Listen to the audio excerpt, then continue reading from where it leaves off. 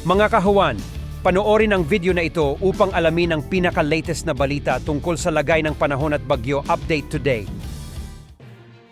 Happy Friday po sa ating lahat.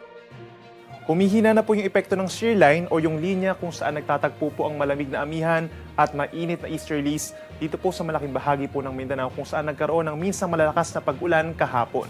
Samantala ito namang northeast monsoon or amihan, bahagya din pong humihina at nakakaapekto na lamang po dito sa malaking bahagi ng Luzon at may mga localized thunderstorms naman sa ilang bahagi pa ng Visayas. Wala pa rin po tayo nakikita na bagyo na papasok ng ating Philippine Area of Responsibility sa susunod po na 5 araw, bagamat patuloy nating minomonitor itong mga cloud clusters sa paligid po ng Mindanao.